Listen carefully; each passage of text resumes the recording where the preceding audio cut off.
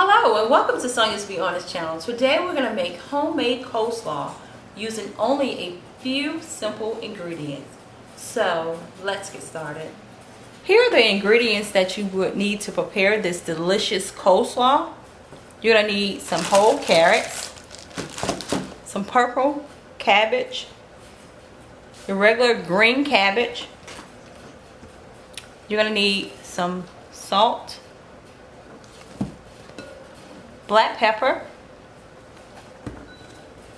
onion powder, a mayonnaise of your choice, and white distilled vinegar. Now, these are some very special carrots because they are sweet Georgia carrots.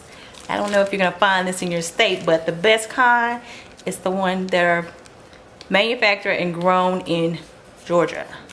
And the last additional ingredient you're going to need is going to be some sugar. So let's get started.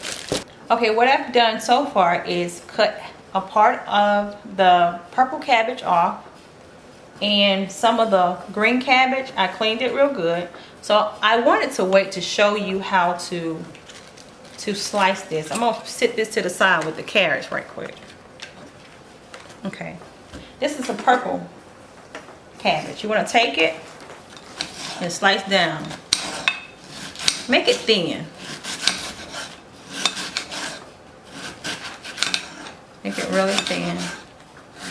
You don't have to use that much purple cabbage because a lot of people tend to use the purple to add more color. So that's all I'm going to use of that portion that I just cut off. I'm going to sit that to the side in a bowl. Okay, I have cut this long way, so now I want to cut it.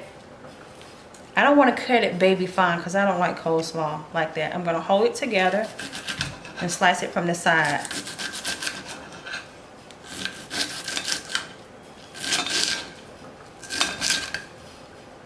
Okay, you can take out the big pieces. Okay, I'm going to pour that over into my bowl. Let's bring the bowl over. That's pretty. That color is pretty. Let me rinse my plate off right quick.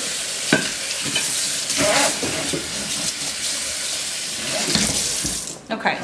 The next thing I want to do is pick up my green cabbage. I'm going to cut the same way. Long ways. Thin. I'm going to do it very thin.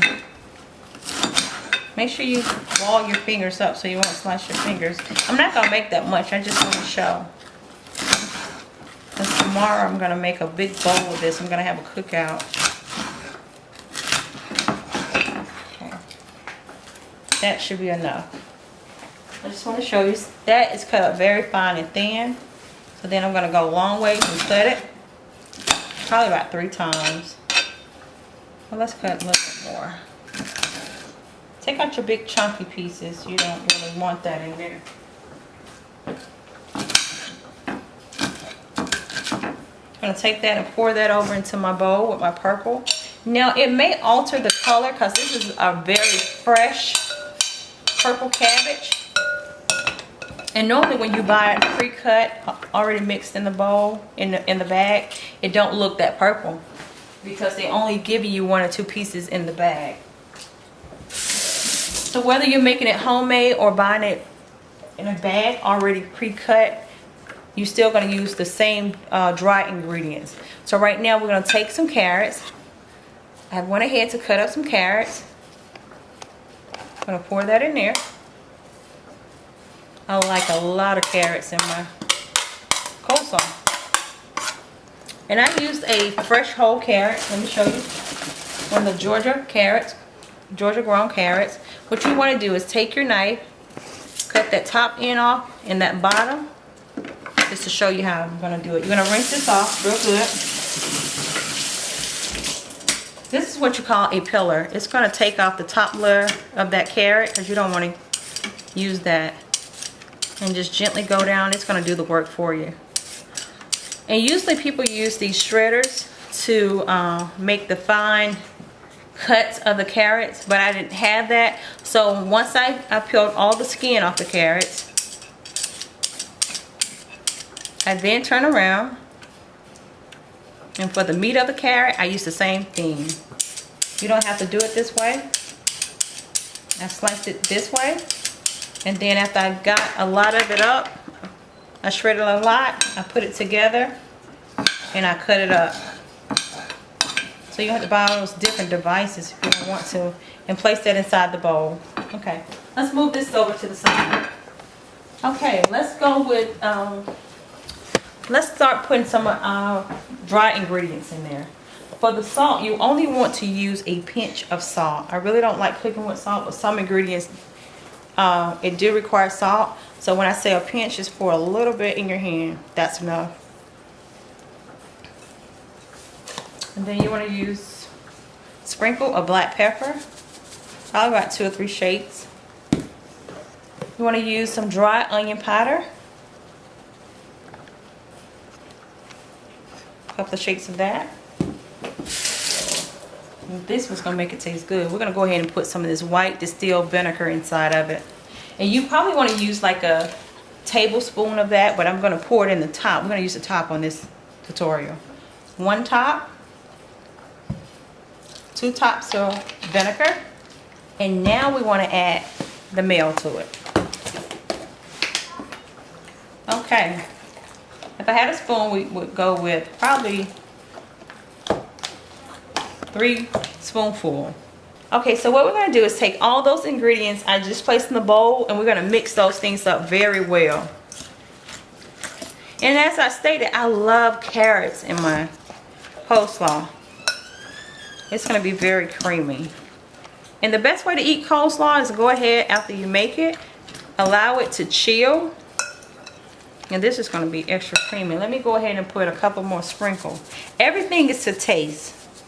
But when you're first starting out and you really don't know, I want you to only use a teaspoon of every dry ingredient.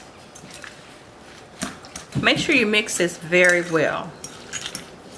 Oh, there's one ingredient I failed to put in here, and that is sugar. That is the main thing you want to put in. You only want to use like a teaspoon of sugar. That's enough, and you're going to mix that again. Now remember, when you're making coleslaw or any items, you want to taste, especially if this is your first time making it.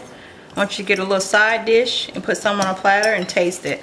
If it tastes like it needs a little bit more black pepper, onion, always use small amounts of added dry season. Okay. Now, I could add more of the green cabbage because right now that carrot is overpowering the whole entire coleslaw. But that's good enough for me, so.